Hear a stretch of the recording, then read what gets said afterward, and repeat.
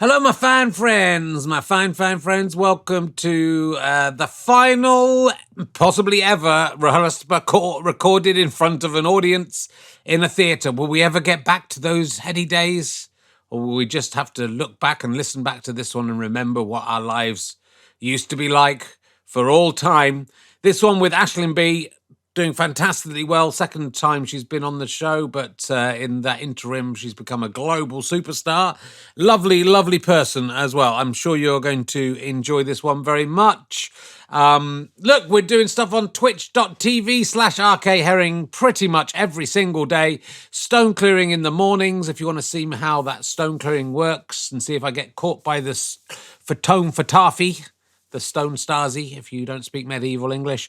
I'm doing self-playing snooker as seen on the BBC, most evenings at 7:30 p.m. I'm doing a RHLSTP every Wednesday at 8 o'clock. You can tune in for free. It's all free. You can, see me commentating and on... Excuse me, I'm burping. How very unprofessional. You can see me commentating, doing director's commentaries, even though I'm not the director of movies, on Sunday evenings. And I'm playing games like Civ 2, Football Manager, the original, all sorts of things going on there. You can give me money for that if you want, but it is all free. You can subscribe and pay money. But if you're an Amazon Prime customer already, you got £5 every month to give to me. If you go to my YouTube channel, Herring1967, there's a video on there explaining just how you link the accounts and then subscribe. It's quite simple, but you have to do it on a browser, not on the app as well. So, to make it work, and we can take Ian Amazon's money and we can build a wall and make him pay for it. That is we're literally doing that. So it would be good if you were able to spend a little time doing that. But feel free to become a badger or subscribe with money if you really want to. Or go to gofasterstripe.com, buy some Trumps or some emergency questions books, and that money gets channeled back into making more podcasts as well. So thank you for keeping us going during this difficult time, and we will be back and bigger than ever, but it's lovely to be able to continue broadcasting to you. And the RHLSTPs remotely recorded are working out pretty well. I think you'll get to see from next week when they all come out on this podcast feed. Adam Buxton next week. But let's not talk about next week. Let's talk about this week, where I am interviewing in front of an audience. The laughter, the smells, the burgeoning of the coronavirus in one or two of them that would spread and kill the rest of us. I think we're okay. I think I got away with it from that source at least. It's RHLSTP with Aisling Bea.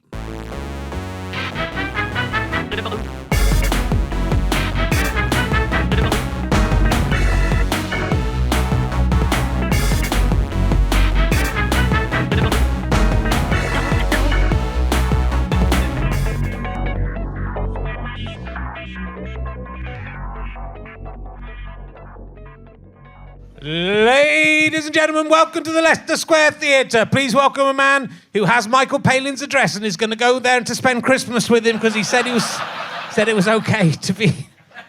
Said he'd be his dad. It's Richard Herring.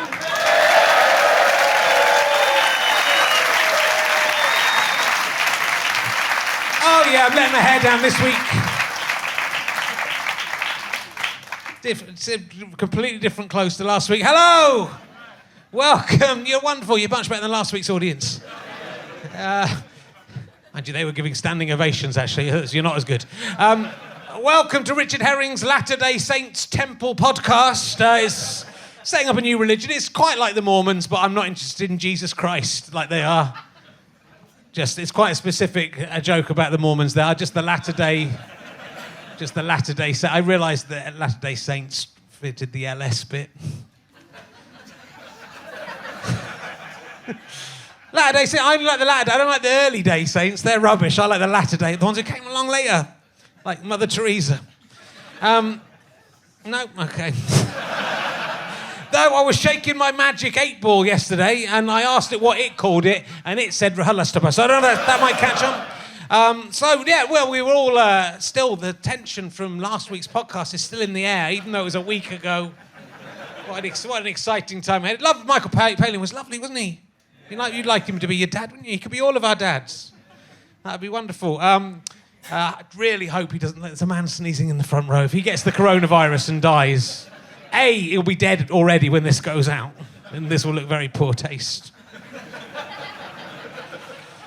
Let's do a funny story. So, my daughter is at school now. She's 5 years old, and she's a lovely, cheeky, forthright young lady, and I think maybe interested in making people laugh as well. I went in, and so nearly always when I go to pick her up, the teacher says, she's had an accident in the playground, she fell over, or she's always running around, she's quite boisterous and getting stuck into stuff.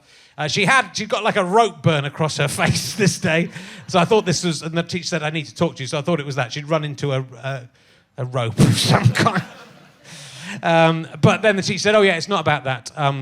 I just have to tell you, it's a bit awkward, but we were reading our Geoffrey the Giraffe story to the kids. We've been reading about him all week, and it's the culmination, and we just asked all the kids to say one thing about Geoffrey the Giraffe.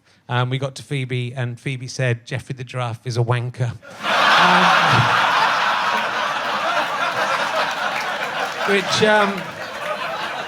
And she said, and we laughed because we thought she couldn't have said that, and then we asked again, and she did say that. And that's because I know, it's really, they're not telling her off, are they? They're telling me off. And we don't say that word. We say fuck all the time. That night, she said fucking hell to me as we went to bed, so thank God she didn't say that. But it's embarrassing as a parent, your kid's dobbing you in like that. So, I don't think she knows what it means. Oh, God, I hope not. So, Anyway, so that's what I think we might be seeing her on stage in 15 to 20 years' time. That's what I'm saying. Let's crack on. Our guest this week, she's probably best known for her part as Elf in Inmates. I think that says, can't read my own rating. Ladies and gentlemen, please welcome Aisling Bea!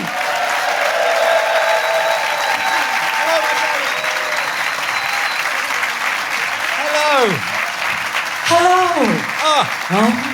He was just sat right here a week ago. The remnant stays strong. We were discussing how sexy Michael Palin's still. He's a very virile, sexy, young-looking man. Virile. Yeah. Does virile mean like he can still make children? Yeah, I think he's probably. Okay. I reckon his sperm's still sacred. Well, I took a couple of it, so we'll know in about 30 days. Yeah, we'll find out. Yeah. Lovely man. Yeah. Oh God, I have to sit up straight because last time I did this podcast, it was about 4 years ago, 3 years ago, 4 years ago. And I'll be honest, I'd had one of those winter breakups. I knew I was coming to do a podcast, and no offense to the audience, but it felt like it was just going to be us, this, and a microphone. Yeah. And you'd never told me you film every fucking podcast. Excuse my language there, but I mean it. It's okay. And I kind of turned up in my sad woman's outfit. I didn't take off my cardigan. I think I had snow boots on. There were a free bag of Maltesers or something out the back. Minstrels there were. There were. Yeah. We can still say that. Great. Yeah. Let's get back into it. I'm not okay with it. And brought out the bag and just sort of sat here the whole time. And I was like, blah, blah, blah, blah, blah, blah, blah, blah, blah. And then whenever it came out on Twitter, someone was like, I just saw the video of you doing the podcast. And I was like, what's the point of doing a video of a podcast? Like maybe they show stock images of flowers or something in the background as we talk. And then I clicked on it. And bear in mind, like, I've never really watched anything back. I do. And I don't care what I look like when I'm doing comedy. Yeah. But, like, later outside, as just a human lady in the world, you sort of do. And someone had written something underneath it, like, she looks like a woman who's given up, or there was something like that. And he was right. Like, that wasn't a mean trolling comment. That was just a fair... I was just like this, sat the whole time. I was like, well, Richard... the way I think about it. So I'm just really concerned about my image and my brand now. So just sort of... Well, you're looking wonderful. You're looking wonderful. Thank you, Richard. Where are the cameras, by the way? They're there. The red lights there. I know you haven't done much TV work, but there's...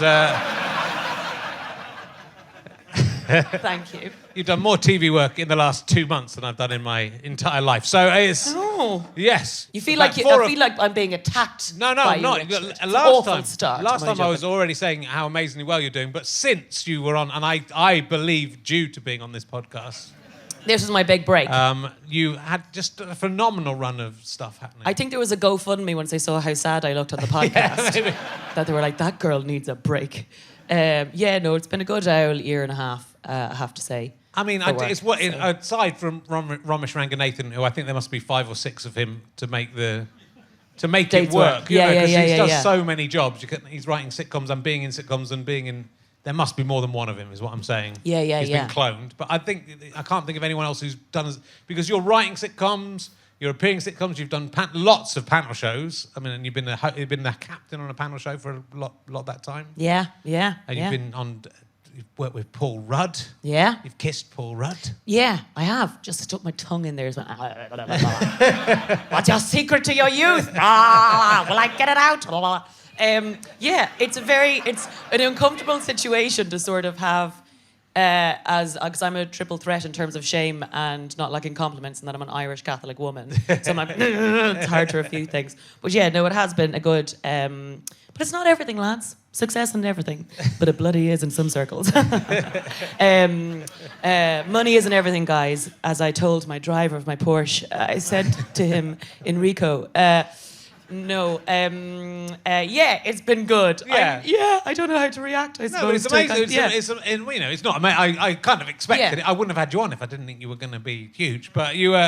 It's good for later on when you become famous. Then the podcast gets hits. Yeah. So it's. The last time I was here, he didn't get me to sign his book, and that was 4 years ago. And this time he's like, actually, when you saw my book, and I'm like, oh, the last time you didn't think I was going to come back. I haven't got them anymore because they get given away to people. So whoever's got that one, check and see if Aisling signed it. I think it was the same day it's the same audience that Ian Boldsworth, when he was Ray Peacock, had those 2 crazy women who shouted at him in the audience. I think it was the same day. There were some shouty ladies. It was a Sunday afternoon. It was a bad audience. I'm going to tell you, you're much better than that audience. I listened to the whole podcast today. It's really funny, and the audience is just going. Maybe it's just your body language. I think they were just worried about me. Maybe. I genuinely think people were worried about me. I was really like, oh God. And I was putting out those vibes, like just watching a woman in a cardigan eat minstrels in a couch going, we've paid for this. We've paid money for this. But yes, in terms of how one deals with the stress of work, though, it's coming out through my teeth. Right. I just, in case at any point my eyeballs start flailing, I'm on quite a lot of painkillers because I had a big tooth taken out today, a back molar. Oh, that's nice. Well, show a lot of sympathy, why don't you? I had a tooth taken out today. Oh, no, please, I'm a strong woman. I don't need your pity. But yeah, I've been basically, guys, grinding too hard. No. You're welcome. All right, later show. Wouldn't have got that out of Palin. I've been grinding too hard, says the doctor, and managed to grind the tooth away. Well, in your sleep? Cracked it. In my sleep. I do that. Yeah. My bad tooth is from where I grind my teeth in my sleep. And have you had to wear a mouth guard? No. Oh, because they put a mouth guard on me now, and I swear to God, looking at myself in the mirror before, I'm going to sleep with my mouth guard on, like, this is the bad bit. Yeah, it's not a sexy. I always kind of wondered about that, because if you are, like, dating or, Yeah. and then you've got to do something like that as part of your bedtime routine, at what point do you put it in before you make love with someone and then do you fall asleep? Or do you wait for them to fall asleep? And Will you put some music on? Because she ready. And she ready to go. Some guys like that kind of stuff. Actually, I bet they would. Technically, it's a Yeah. mouth guard for your teeth. I don't know. Okay. It's gotten a lot hornier than I thought it would, if I was honest, when I was chatting to Palin earlier on. How's it descended so quickly into being so disgusting? It's almost like I've been holding back for a week. I've been on my best behaviour. The tie came off, and then that was it. That was it. It's the evil. What is it like? Can I stop for a second to do a big thank you to you? Oh, what? Can I? No. So I'm sure all of you know this. Yesterday's International Women's Day. Yes, imagine just the ladies there, and all the men were like, not about fucking me, mate, though, was it? I'm not going to whoop. Well, they got their day, and now it's mine again. Yesterday was International Women's Day. There we go. And every year, a load of men and women tweet and go, well, when's it going to be International Men's Day? And Richard takes his whole day to reply to them with November the 19th. And also has managed... How much did you raise for Refuge, the domestic violence charity? Go on, Richard. It was about 75,000. £75,000 you raised yesterday for Refuge. It's a lot of goddamn cash for services that have been cut.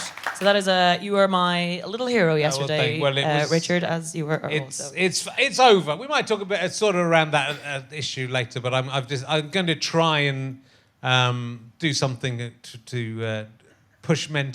The thing that annoys me most about it, and it's annoyed me for a while. I've been doing it for over 9. I did it in 2012 first of all, as far as I see. So it's 9 times I've done it, and this time it just really struck me how babyish these guys. I mean, they're asking for International Men's Day, but they're not grown up enough to celebrate for Men's Day. Yeah. And I'm not even into you've got to be, I like men being sensitive. I like men talking about what they feel, but it's that kind of it's so whiny and it's so pathetic. And they're coming up with new things now, like going, but International Men's Day isn't recognised by the UN. Oh yeah, that's very important to me to have the UN. Never stopped anyone have a party. If the UN don't say that something's a thing, then what's the fucking point? Like that guy would care. And someone came and said, and this is towards the end when I kind of slightly lost it. I like to traditionally lose it, but it's sort of mainly genuine. A guy said the difference between International Men's Day and International Women's Day, and he went to Google. And on International Women's Day, there's a Google Doodle. And on International Men's Day, there isn't one. And I went, oh, didn't you get your little doodle, mate? Did your mummy not give you a doodle? You pathetic little prick. It would be nice. I mean, all I'd really like to have done to achieve with this, and I knew it was impossible, and that's sort of the joke, which I think a lot of people don't really get. The joke is that ultimately I've set myself an impossible task that just reflect, is self-defeating. And at the end of the day, you haven't though, because it raises money, so it doesn't matter. So it raises such a genuine, life-changing amount of money for the charity. My favourite one yesterday that you did though was someone had added in Michelle Obama, and you were like, I think she's got a few more things to do than reply to you today, mate. And then you replied on her behalf, just like there's so many of them are Greta Thunberg and Beyonce. People, loads of men finding these women tweeting about it and then just getting in on it. But I think it would be nice to try and actually, because if all you really want to do is to stop men you can talk about it any other day. It's just that one day. Don't talk about it on that one day. But they don't talk about it on any other day. So I'm going to try and work towards something else. On November the 19th, you could have a party and then start trolling the UN. Why don't you see us? I could do, yeah. Why don't I go to the UN on November the 19th? Say, when are you going to have a party outside? When will you recognise this? When will you recognise it? Anyway, I'm very glad it's over. It was a lovely feeling I sent a last one where I said to the last guy, you're now in charge of this. And then he deleted his tweet.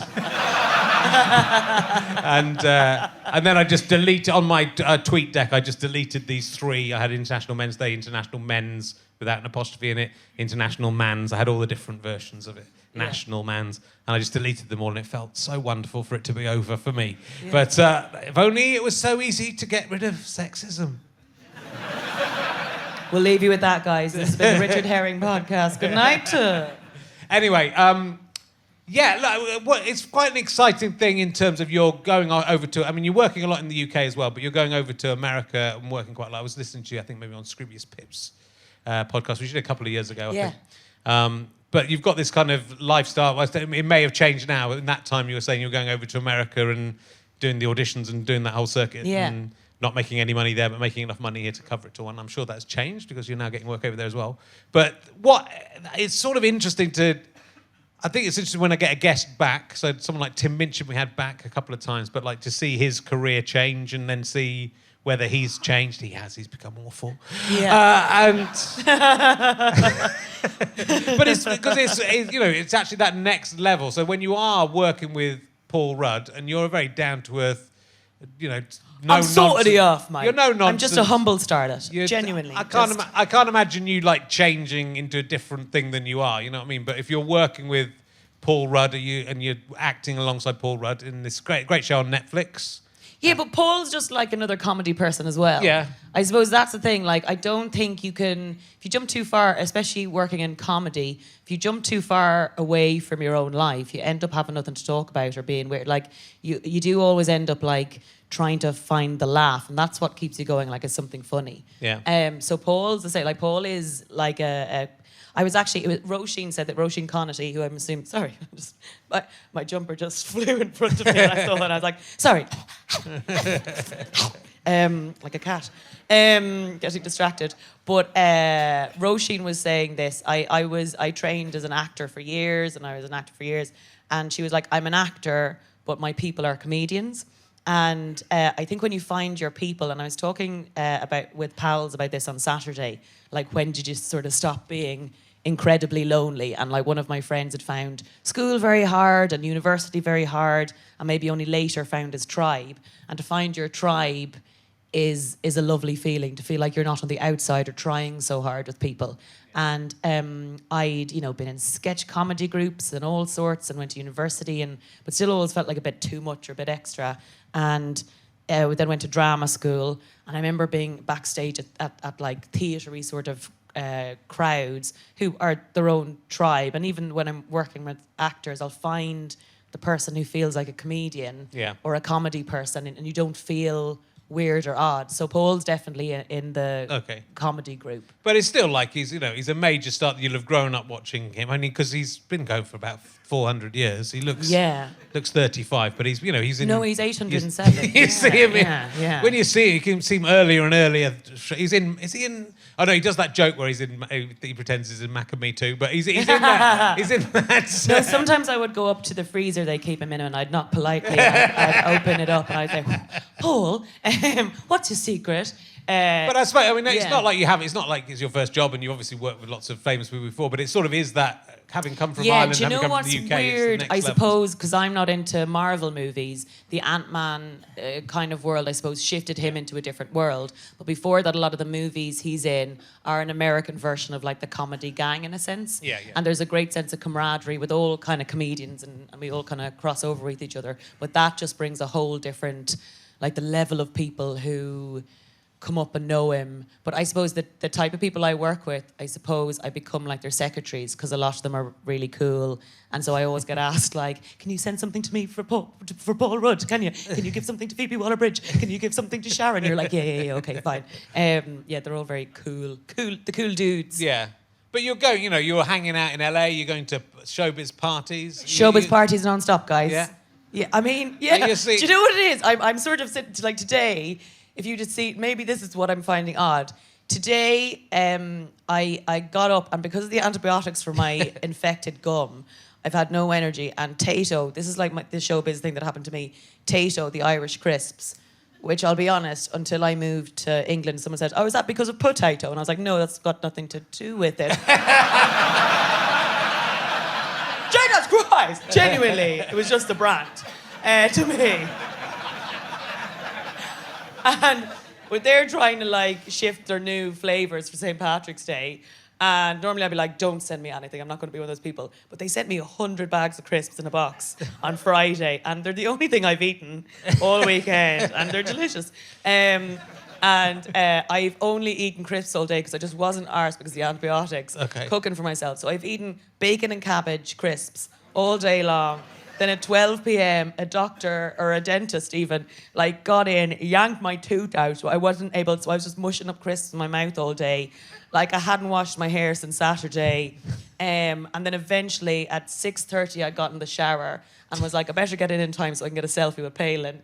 And put on some makeup. I'm kind of allergic to wool, but I really like this jumper and was concerned about how I'd look if they film it again. So I'm quite itchy. So when you're like, this showbiz lifestyle, you're like, yeah, the showbiz lifestyle. If you'd seen my day. Yeah, I suppose there is, and I had it growing up, like America feeling like this, like, oh, that's the thing. That's the, I suppose over the last 5 years, because of the presidency and everything, America, I felt like, God love you, more of a soother place. And you can see it backstage at gigs. I kind of started going out to America to try and get work about 6 or 7 years ago. And a lot of it, most of what I was doing was like becoming broke and gigging and being a stand-up.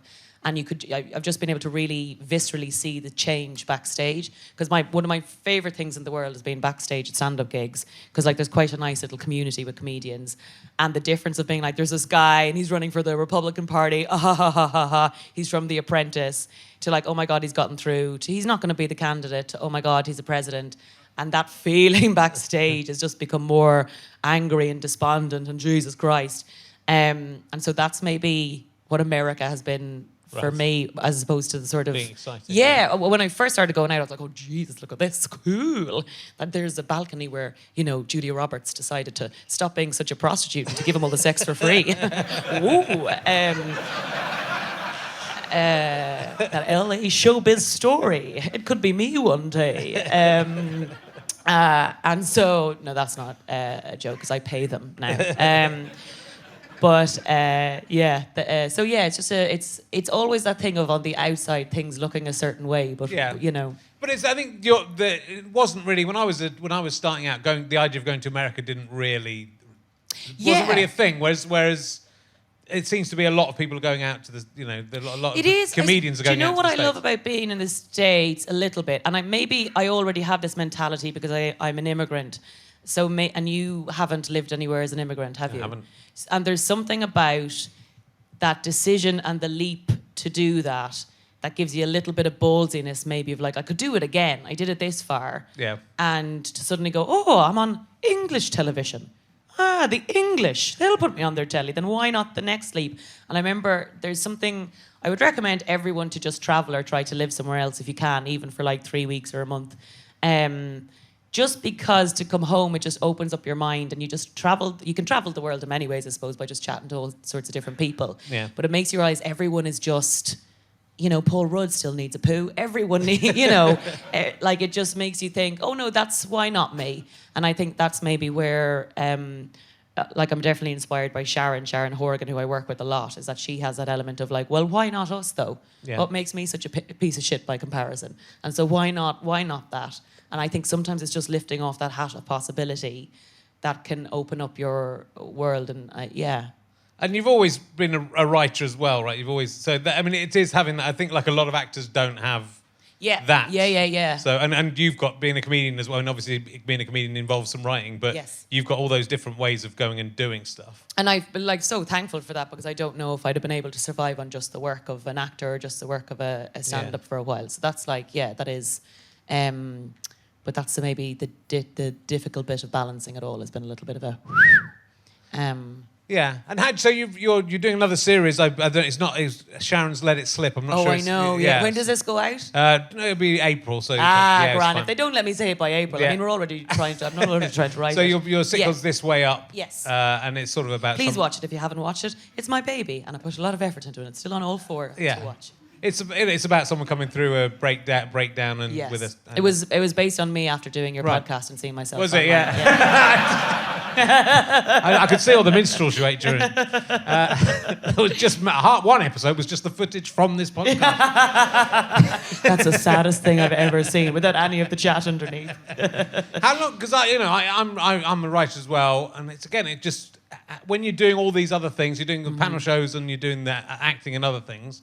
How are you finding time to write? It's really hard. It's the thing I hate doing the most. I think because I pickled myself in writing the show in that I write it on my own, and that's a really lonely experience because normally with stand-up, if you write on your own during the day, that night you come on stage and you're with someone or you're backstage or whatever, but you get to kind of show your work for the day and you get a reaction and then you're like, yeah, okay, I can tell whether that's a failure or not. With the show, I was kind of writing it on and off for about 9 months on my own. Right. I was writing in the evening as we were filming Living With Yourself, which is the show I did with Paul Rudd. And we would do like 13-hour days on that. Yeah. And sometimes you're like, well, maybe I don't feel like writing today. But suddenly it's been paid for. Scripts are being waiting for casting and for actors and for production to find sets. And it's a big girl's job. All of a sudden you're like, oh shit, if I don't feel like writing today, someone doesn't get to do their job. Yeah. It's quite a large responsibility. It is. And a lonely one because then we did the table read and that went quite well. And I was like, okay, and then you film it, but everyone has to be nice to you when you're on set and go, it's a really good script. And you're like, is everyone blowing smoke up my arse? I don't know. And then until it comes out and people start watching it. So that's like a good year and a half to be constantly worried that you've made a terrible mistake, I suppose. Nish Kumar has a picture of me. Nish and Amy Annette, who's a stand-up, and his girlfriend, came over for New Year's Eve to New York. And I'd spent Christmas in New York typing away because there was no time to kind of go back over Christmas. And I had to get it in before we went to see Mike Birbiglia, who's an amazing US stand-up. He's got a couple of specials on Netflix. But we wanted to see his show. And Nish has a picture of me, because the deadline was due in, of my laptop on a bollard outside the theatre with my glasses on down to my nose here, typing the final edit, making sure there were no typos. He's like, "Beaver, look at this!" With a mad laugh. And he has a picture of me trying to send it in before I could go and have a bit of a laugh. So yeah, it's not that bit is the hardest bit. I think, of the well, writing. I find that as well. I'm very last minute, but it was also the shame of letting everyone down. Yes. It's more so in a TV thing. Obviously, there's hundreds of people waiting for your script. Shame has motivated me more than joy, which is don't get into comedy. But it's sort of weird now because because of the way people digest the entertainment. Mm-hmm. You come out with a series, and it's very hard to get any kind of mass audience for it, isn't it? To break through. So even if you've got a couple of series of something, that breakthrough moment where it becomes something that everyone's talking about, everyone knows about, that's the hard thing to get to. Yeah, and the momentum of it, and even like when I'm in other shows, I don't feel the pressure to kind of say watch it, but literally you do start going, oh, if you want it to go again and again, people are working for you, please watch the show, and you just become that person. Yeah. But it's also it's quite satisfying, but the lonely bit of it is when you make something on your own, is that, and I didn't make it on my own, I had loads of support. Sharon's absolutely amazing and she's great, but being the sort of face of something is that on one hand you're like, yay, but on the other hand there's not always someone to share the thing with, which can have its downfalls, like with stand-up as well, when you're on stage on your own, Yeah. It's the same thing. Yeah. I feel like I should end that with a joke so people don't get bummed out. No, it's okay. I'll sing. No, not at all. Yeah. It's okay. I'll ask you some stupid questions in a minute. Ooh. Hey, I didn't ask you what elf in Inmates was. We didn't talk about being elf. What was that? I fucking forget. I got it off Wikipedia. It might not be real. It's, no, Inmates. it is. It was a pilot. Yes. Oh, it's called Inmates with two N's. Yeah. Because it was mates and it was set in an inn. Ooh. And I was called Elf, and I don't know why. I wasn't an elf. I was a woman. Yeah, I think that was... Do you know? Yeah, I don't... Interrupt me, Richard. You've done like... That year, I did like... I felt like a woman on a ship. I felt like if you put me into a pilot, which is like the first test episode of a show, it definitely wouldn't go. It was bad luck. Because I did about 8 of them. And I kept on... I was like, the one common thread between all of these failed things is me. Maybe I'm the problem. But that's what's crazy. The whole thing about this is crazy. The number of scripts that get written that don't even get made. Yeah, the number of scripts it's that get a pilot, and then the pilot nothing comes with. All this stuff. Yeah. And there's obviously there's some luck involved in whether the thing goes forward. But it's a different universe. My sitcom's all about that didn't get made. A different show's the one that came through. It's kind of just freaky. Isn't Yeah, it? well, the even film Sliding like Doors, it's great. I mean, I've talked about this before, but Dairy Girls. Sharon and I were working on a pilot, an episode. Or a show called Delilah for 2 years. And then Channel 4 rang to say, we've got this other one set in Ireland about a group of women, so we don't really think we should have 2 ones set in a group of women. I'm like, fuck, it'll never work! And that was Dairy Girls, which is my favourite comedy. Yeah. But I was so sad because we'd worked on it for so hard. I was like, right, I'm going to go off and write something else of my own then. What about this? And they were like, yeah, that. And that was This Way Up. Yeah. And then Delilah, recently, we turned it into a pilot and we sold it in America. So we made that in September, and that didn't go. HBO Max said no to it. So now we're ferrying that around again. But like, I think it's just maybe, I read this thing about like success, and success isn't really success. It's just like graft and the ability to go, right, let's go again. Yeah, but not get too knocked down by it. It is. It's very hard. I think that is. I think you talked about something else, but it's having the grit to carry on. Believe me, I know about that. I managed to carry on with no successes at all. It's the most impressive thing ever. I won't have you talk about yourself that way, girlfriend. I'm serious. I wrote some new emergency questions. Did you, Richard? Yeah. For this, you had a great day then, didn't you? This is my new emergency question. Imagine it was bread. Make sure to get it. Over the last few months, I've watched every episode of How I Met Your Mother. What is the most degrading thing you've done to yourself? for no apparent reason. I got to the point where I just had to... I'd started it. Yeah, go on. Hated it from the beginning. I hated it. And maybe it's just partly because you have to find out how he met the mother. Maybe it's just that. Yeah. How did he meet the mother? It's fucking 9 series long, 22 episodes. It's like 100 and something episodes. It's generally the worst thing I've ever seen. Start to finish. Some people go, oh, the first few series are good. No, the first few series are shit. It's hollow. It looks like it's okay, but if you just tap it, it's hollow. The theme music, hollow. It sounds like a song, but it isn't. Yeah. It's just you tap it. Oh, that isn't a song. Oh, these aren't characters. This isn't real. There's no jokes in this. It's awful. The main character is basically a rapist. And, is this How I Met Your Mother? Yeah. I hope that's not how he met her. No, it just... The main God. character is a supposedly nice guy, but his friend is this Lothario, played by Doogie Howser, MD. It's very confusing. It's very bad, so I don't know why I did it. Have you ever got into something like that you feel you have to carry on with it? This weekend, and I'm not sure if it's the antibiotics, I typed the word secrets into Netflix, and I got back a whole host of the secrets of Selfridges. The secrets of King Henry VIII's Hampton Court. Yeah. The secrets of MI6. I bloody watched them all. Right. A lot of very well-known information. That's what the show should be called. MI6 is a large building in the middle of London. Ooh! Does anyone else know? How did you get this information, lads? To be fair, if the secrets of MI6 were on YouTube or on Google, that would be quite bad. Yeah. You'd hope MI6 would find them. Exactly. It sort of felt like a sort of a contradiction of terms. Yeah. So yeah, maybe that this weekend. Yeah. I can't think before that. Yeah. I mean, I do loads of stuff that makes me feel terrible about I've just got that personality where I have to see something through. If I decide to do something, to the I have to see end. it through. Yeah. It was really hard. Yeah. And You've been so brave, though. I have. It's interesting because I watched Flatliners the other day. What's that? It's the 1990s film about Bit people of who... that's the most reaction on about mass that there's been for anything. Julia Roberts is in it, and she's not a prostitute. She's a medical student or something like that. And they're all trying to... I don't know who she is, so what you just said is mad to me. Julia Roberts. Oh, Julia Roberts. Yeah, I Julia heard Roberts. Julie Roberts. Okay. And I was like, I bet you she's some old East End actress that an English Julia person Roberts, knows. Keitha Sutherland. Heifer, yeah. Kevin Bacon. Oh, yeah. And so they kill themselves, well, they deprive themselves of oxygen or whatever, clinically kill themselves to find out what happens after you die. Oh, yeah. In that film, Billy Baldwin had a very... is Alex Baldwin's brother, looks very like him, had a very good early career. He looks like a bad seaside sketch of Alec Baldwin. Yeah, You know, it's like Alec Baldwin...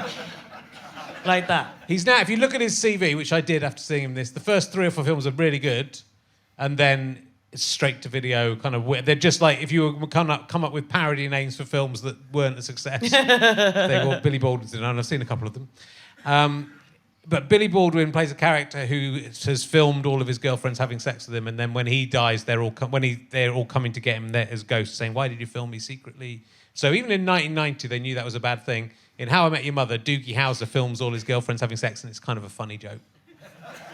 And you think, oh, this sitcom must be from 1973 when women had no banner. It's from 2014. It finished in. That's there now. Yeah. We were doing this podcast almost when. Do you know I had this kind of mad stage where I have a tendency to forget to leave the house sometimes, and I had a mad stage where I was convinced, not the house I live in now, the house before.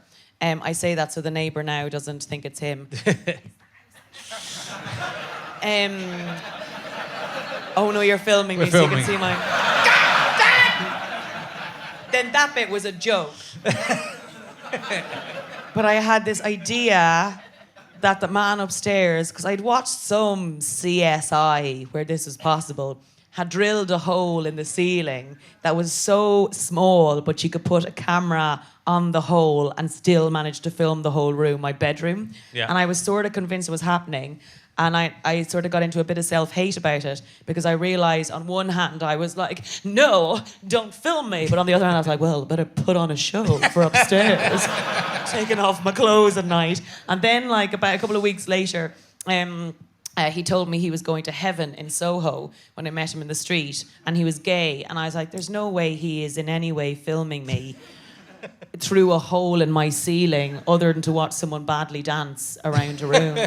And I just realised, like, for about a week, I was kind of undressing on my own to the ceiling. Yeah. For that was a... How you managed to write a sitcom about someone having a breakdown and coming back from We it. never know. Who knows? Complete We'll fiction, never of know how course, you came up with Richard. this idea. I've got another new emergency question. This is one I asked Michael Palin last week. If you could have any author... Oh, yes, last week. Of any... Stop. If you could have any author like audiobooks, I've got into audiobooks, and it was nice having Michael Palin read his book to me. Yeah. But if you could have an author from the past or before audiobooks existed, which author would you like to read their own work to you via audiobook who does not exist?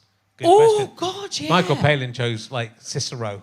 I wasn't expecting that. Oh, that's such a Palin answer. It is. Like, that's a real Cicero. You're like, you haven't read Cicero. That's like James Joyce. No one's actually read it. It's just thick, so everyone's like, oh, yeah, it's real good, just because he got through so many pages of typing. Yeah. Don't you dare take the piss out of my dad. Yeah. Oh.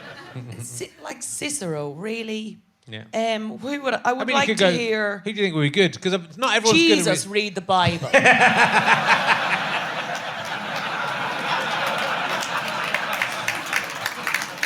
It'd be good because I didn't do that. That never happened. Because also his English wouldn't be that good because of where he's from, so it'd be really slow. And then I took the fish, and loaves. What is a loaves? Oh Lord, why don't you just say bread then? Yeah, that would be my... That question is resulting in more impressions of historical characters than I had anticipated. Let's see who comes up next week. I'm just seeing what else I've got in the back here. Who is the most famous person you've asked to dance? Oh! Famous person you've asked to dance. Do you know what? Fine. I'm going to do a showbiz story now because you're so hell-bent on showbiz. I am. So this is a showbiz story. And I'm so joyful about it because it was all so joyful. This Christmas, I went to Bill Murray's Christmas party. Yes. Ooh! Oh, you did a big woo for that, but not a big aw for my tooth. People, you're so show busy. And it was so exactly, because I don't know if you know this about Bill Murray, but he's sort of like notorious for being like quite artsy, despite being so famous. As far as I know, he doesn't have an agent. You just ring his house phone and ask him to be in stuff, and he'll go, okay, I'll be in that. And he sort of like pops up in people's selfies and turns up at house parties. Like, he's just a very well known to be like a sort of gorgeous, good oddball in a way. And his house is so odd and weird and cool. And I went with my friend who knows loads of people, and Paul was there as well. And on the his house looks like a sort of run-down, like odd barn, in that there's kind of carnations running, like hanging from the place, and everyone looks like Bill Murray, and you realise his 9 or 10 brothers are there. My favourite thing was, you know these things called Roombas? They're robot hoovers that just go around hoovering on their own. So they're just like little circular robots. And he had 2 of those, and there were cut out ice skating figures really badly gaffer taped to them. So there was all these ice skating figures just like going wherever the Roombas went, all around this dance floor at the party. And they were just badly homemade done, but it was glorious.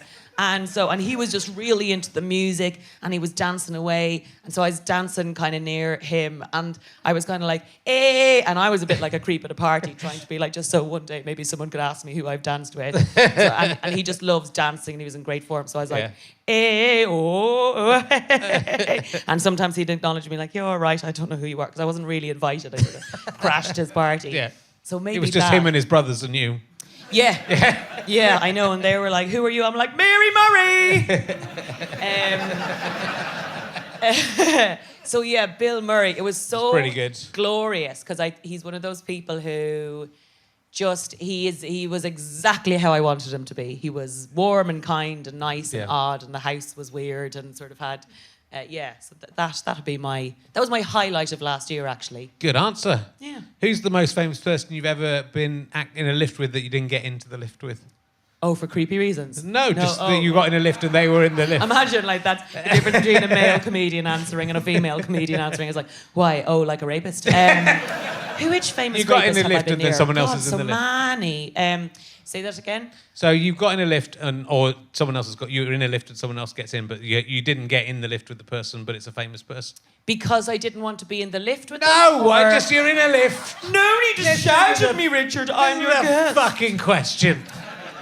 Sorry. I just had to know the context. Yeah, I'm just saying, I haven't got it written down. I'm just trying to remember the exact Well, word. you can tell you haven't written down because you haven't thought it through properly, Richard. Who's the most famous person you've ever been in a lift with that you didn't get in the lift with? That's not the question, but that's the... But I just don't understand why I wouldn't get in the lift. Because lifts... We were getting the lifts when we were in lifts. What? This will be another clip for, like, two people having a breakdown. Is it going down and I want to go up? Is it that I'm scared of the person? No, so you've got in a lift. I know. And then the doors open, someone else gets in, and it's someone who's famous. Yeah? But you didn't get in the lift with them. What? It could even be you both got in the lift, but you didn't go in together. I got in a lift with Billy Connolly, but we didn't get in the lift together. I mean, we did go in together, but Is this a riddle? Do I get something at the end? I got in a lift and Billy Connolly was in the lift, and then we went up a floor together in the lift. Are you going to ask me to count how many people were there by the time you got to the top? What is this? In the lift. Is the question, who's the most famous person you've ever been in a lift with? No. No. Because you've probably been in a lift with Paul Rudd, and that wouldn't count because you went in with him.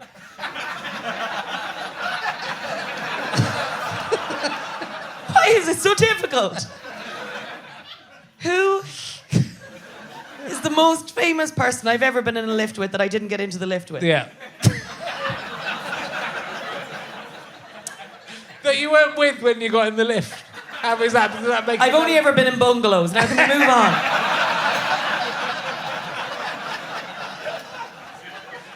I take the stairs. Rebecca Front won't get in a lift, so it's not a good question for her. She's Scared of lifts. yeah, well, scared of what's that? Who she might meet in Agoraphobic, them. Not that one. She won't get in a lift. They made that her character in The Thick of It. Wouldn't get in a lift as well. Oh, really? Lift phobia? Yeah. Or claustrophobia? Claustrophobia, is that it? Agoraphobia? Yeah. Francophobia? Anglophobia? Anglophobia? Scared of English people? Yeah. No, that can be no one. Nobody could be scared. I watched your Netflix special. You've got a 15-minute Netflix special. You're do. part of the comedy lineup. Yes. Good, isn't it? Thanks. Watch that, it's I good. don't- Oh, thank you. Yeah, thanks. I mean, it's exciting, isn't it? Getting a Netflix special. Yeah, that was really cool because also it was it's just that thing of feeling a little bit like, oh God, me too. That was a version of the like, oh God, Yeah. there, me as well from over here. But again, everyone on the lineup is people I'd gigged with, and it was like a lovely little. Right. 15 felt manageable. It felt sort of mildly humble but ambitious all at the same time. Yeah. You know. It's sort of a nice because it's sort of like a Yeah. comedy set. Yes. That you would get. So you can make your own comedy club out of that series and watch three or four of them, and that's a comedy night. That's a comedy night. And it also felt more manageable than... So in America, like in stand-up, you'd go to a gig. And here, you'd never really see anyone do 5 minutes. People are like, oh, God, maybe they had to vomit and they left. I don't know why. So a standard set would be 10 to 15 minutes, 20, 30, depending on where in the ladder you are, I suppose. But in America, everything's 5-minute spots. And I find that really... Like, I don't know if you've noticed, guys, but I'm a little bit chatty. So sometimes I'm like, hi, God, I'm Aisling. And they're like, how is that 5 minutes already? And so it's time to leave. So 15 felt a bit more like a nicer stretch of time to chat for. Cool. Yeah. And is that going to... Could it lead to an hour special, or is it... Yeah, it's just like... What I think when I'd just like it to be good. And I feel like at the moment, I'm trying to gig for myself. But you could do one of your Edinburgh shows or something like that, couldn't you? Yeah, I could. I'd want to polish it up and do it right. Yeah. I think if I felt like I had a whole hour out there, like I'd want to make it good. And if you do too many things, something will give. Yeah. So something won't be as good as you can make it. So. Does something like that, though, it's all over the world, right? Presumably, that Yeah. show. So when you go somewhere, do you have like a group of unexpected fans in that? Sometimes randomly, but those things, it's funny, the things that might take off and the things that don't. So like that, I really thought, oh my God, well, I better enjoy my final moments walking around. No difference, really. Not many people saw it, I don't think so. So yeah, it's the things that take off and the things that don't. Like I didn't expect when I was doing Living With Yourself that would be so, I suppose because I put so much energy into my show and it's done really well and it's done well critically and a lot of people have seen it, but it hasn't been like, you know, Derry Girls gets millions of people watching it and you know, it's been a slog to push it and promote it because it doesn't just take off like that. And loads of comedies sort of aren't as watched as you might think they are.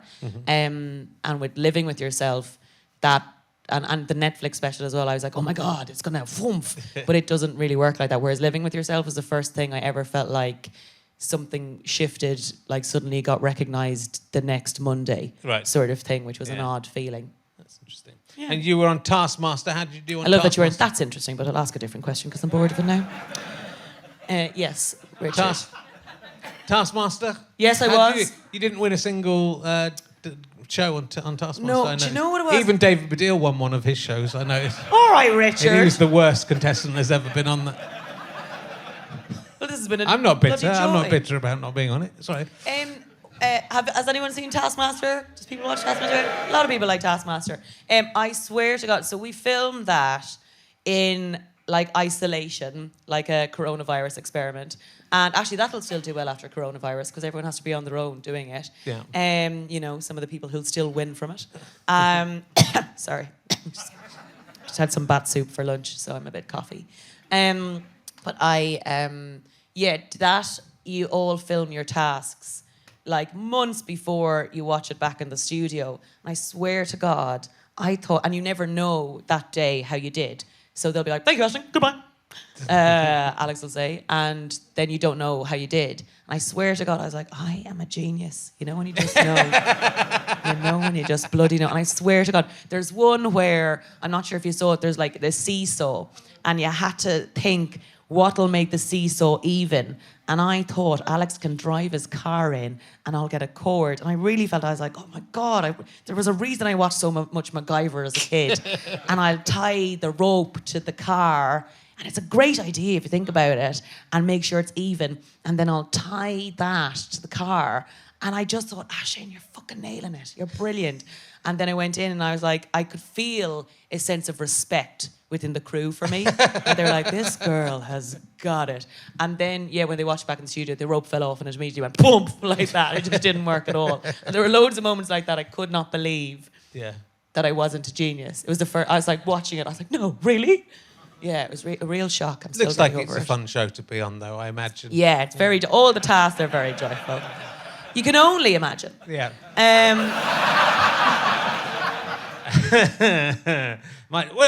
So you've been filming a film I don't know much about, but I've seen mentioned called Love, Wedding, Repeat. What's that doing? It is a rom-com, and I think it's out in April, maybe. Okay. It's also for Netflix, so not for the cinemas, for Netflix. It's a rom-com. Filmed it in Italy and lived in a hotel. Recently in Italy or a while ago? Sorry. Got such a fever. No, just the other week. North Italy, we filmed it.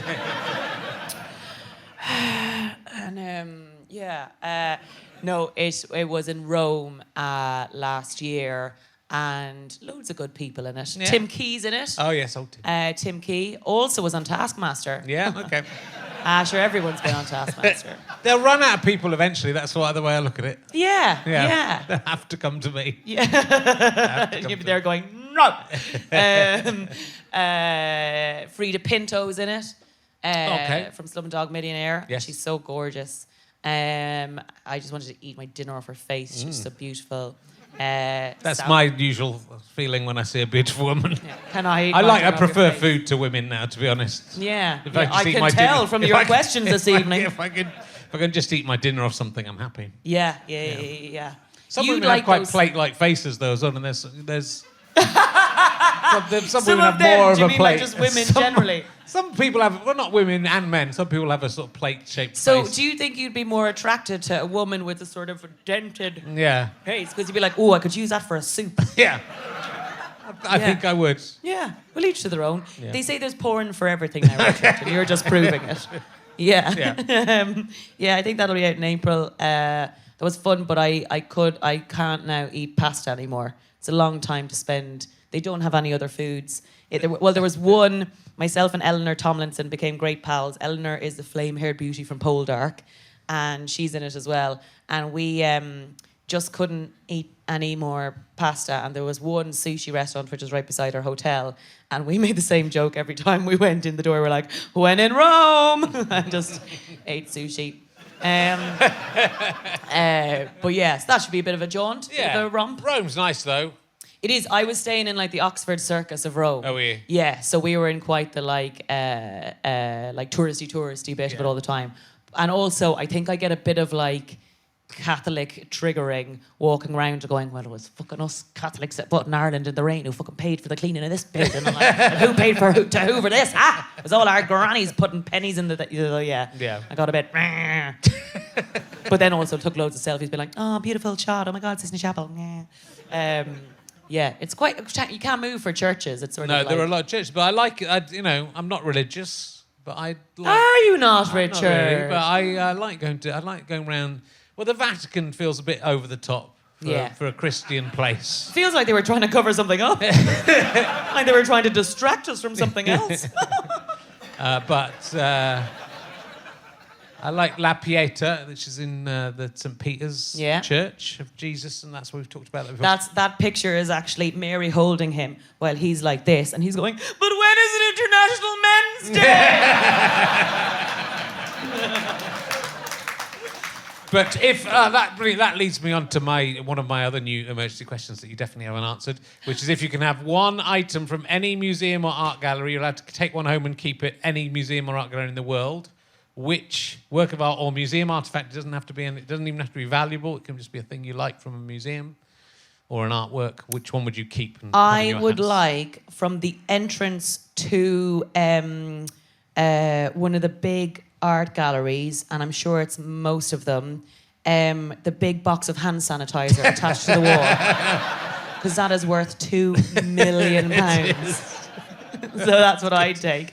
My friend Kadif, who plays Bradley in This Way Up, my flatmate, if you can see him, was saying that his dad rang him up and said, son, you've got to invest in hand sanitizer. We're sitting on the new gold here. Can you imagine someone being like on the face of like one of those Forbes magazines, like the Bitcoin guys, with just like hand sanitizer in the back because he'd invested early in loads of hand sanitizer. I don't understand the toilet roll shortage. I think the idea is that you'd wrap it all around you.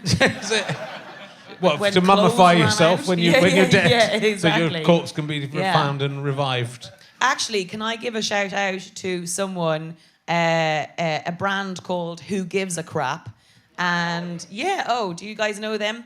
They're a kind of a charity business or social enterprise who you can buy big bulk orders of toilet roll, and then they invest in areas around the world that need toilets and clean hygiene, and then they give back money to them. So if you're trying to panic buy loo roll, go to Who Gives a Crap. Do, because I do that. You get 48 rolls in a box. I do it already, and I've got a lot of toilet paper in my house, so shouldn't have let that information out.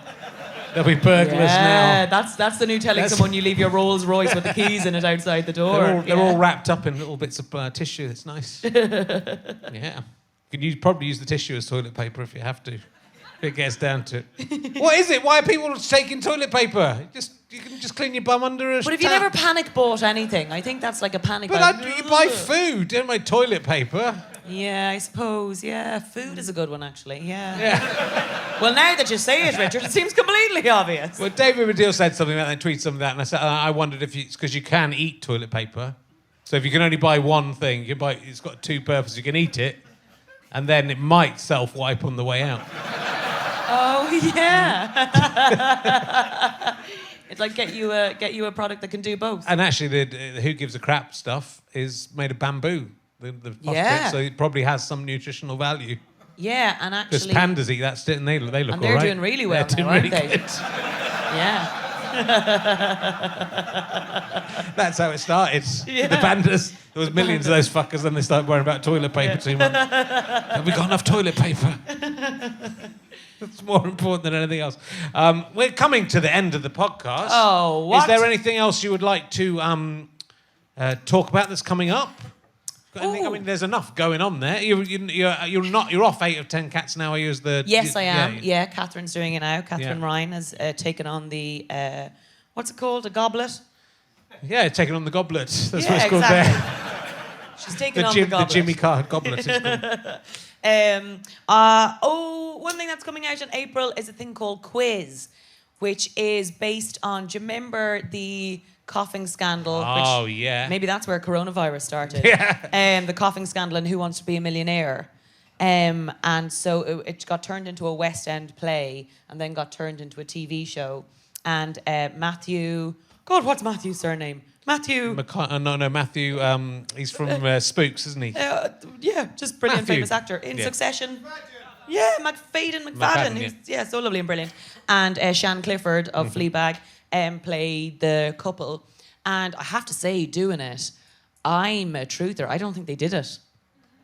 They did it. I don't think they did it. No, They did it. Do you know what else is interesting? And I mean, this is something we've all been talking about recently: is how the press can rip people apart and make, like, for example, masks don't help you with coronavirus. After 5 minutes, your breath creates air and moisture, so it's more dangerous to wear a mask because it creates a breeding ground for bacteria. But the image everywhere, we've all been susceptible to this idea of mask because it's branded everywhere. Like at the time, there were 6 newspapers in the country and they were like, guilty, guilty, guilty, coughing. So we all have this memory of them being guilty. Their whole lives, even if they did it, were ripped apart. Their dog was shot. Their tyres were slashed. He lost his army pension and his kids had to be taken out of school. They lost everything for, look at the crimes that people still keep their jobs with. And they lost everything. And it just didn't seem, it was a trial by media in the very early stages of that whoomph where everyone decided to have an opinion on it. So it was really interesting. Like, I think even the people involved are like, they did something, but it wasn't the coughing. And the coughing was like, lots of it was quite edited to make it look. So it's been a real interesting project to be part of. You clearly are like, well, I believe what I believe. I interviewed them on when I did my poker chat show. It was my first chat show I did on Poker Zone. Don't look it up. It's not there anymore. The Poker You did Zone a show on Poker Zone. I did a show on Poker Zone where I interviewed people some professional poker players and some people who might have played poker once in their life. There was a comedian who was on the circuit that I'd never heard of. But I think both of them came on. I like the Lady Major. Yeah. She's got a striking nose on her, and I like a girl with something to hang on to. Well, then watch She's this. She's got a big. That's not big enough Sorry for me. to give you a horn right in front of me, but there's a side profile. That's not big enough for me. It's not bad. It's on the way, but her nose. Yeah. All right. Her nose is incredible. Mm-hmm. But they were an odd couple. Yes, and that's what I think people vilified them for. Yeah. They weren't what we expected. They weren't answering or behaving the way we thought people should behave when they're on telly. And one of the things they said in their trial was they were being quite odd because they were trying to act like what they thought the British people want. They were passionate about the show. They watched and they were actively going, how do we win this thing? Well, clearly people who stay on longer are people who pretend they don't know the answers for a while, so it gives you more airtime. Right. Like, they planned it like that, and I think they were given a trial that was like, oh, we think you're odd and we just like the story, so boo. So do you think he kept changing his answer because he was trying to add some tension to it? Yeah, you want to make a good show. Yeah. No. Yes. No. Yes. He goes, well, it's definitely go on not forever. D. It could be C. No, it could be B. There was no Is it D though. then? But you It is D, yeah. But also, there were loads of people coughing all over. But they edited it. Richard, you're doing it the press did now. There were loads of people coughing all over the room, and they just edited and highlighted her voice and ramped it up on the sound to make it sound like, oh, let's just put in clips of all of her coughing. So it was I think the first version of like fake news when you cut stuff to fit your agenda rather than what might have actually happened. Some things. Why would they do that? Why did it? Because no one was supposed to win £1 million. That's the whole point. They wanted people to win £1 million. Chris Tarrant was desperate.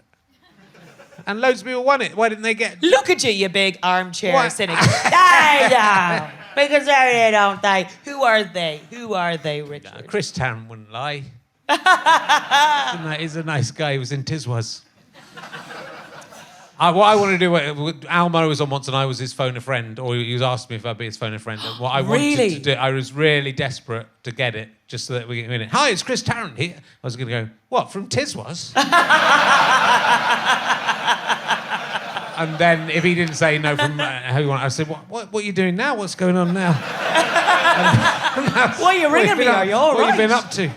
What's going on with you? How did you get my house phone number? And then I was going to say, do you remember when you were in Lake Geneva in 1978? A small child ran towards you who was really excited to see you, and you got your whole family and jumped in the car and ran away. That was me. Did that really happen? Yeah. Oh, you're so cute. It might have been 1979, something like that, yeah. Oh. I was 28 years old, that's it. That's right.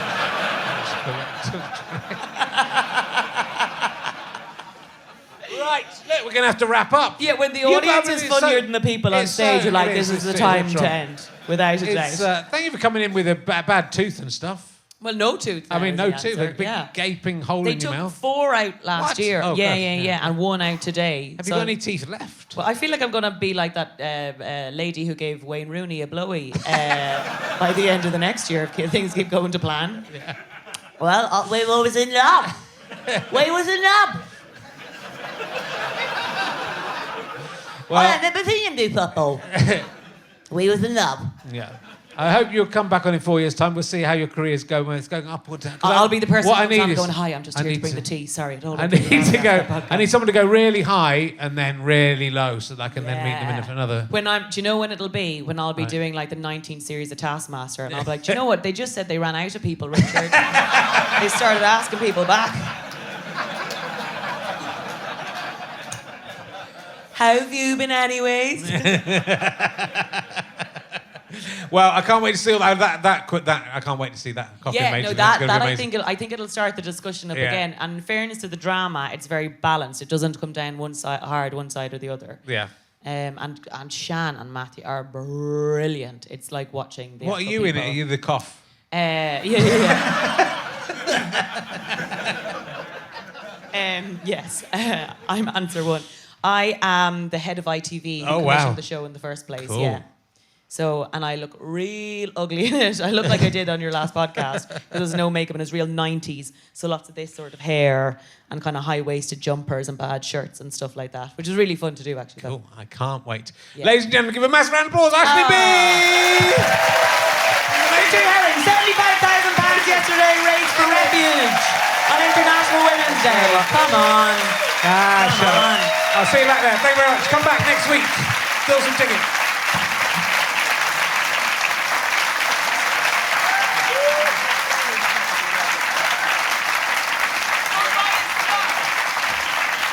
Go buy his stuff. He's selling his stuff. He's got 2 children. 2 children.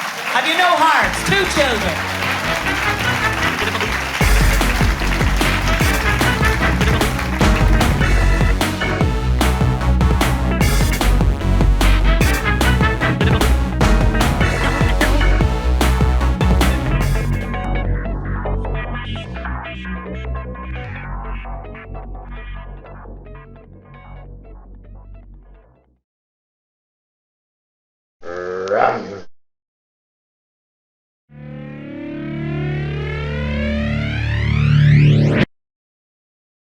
How'd you like them sky potatoes?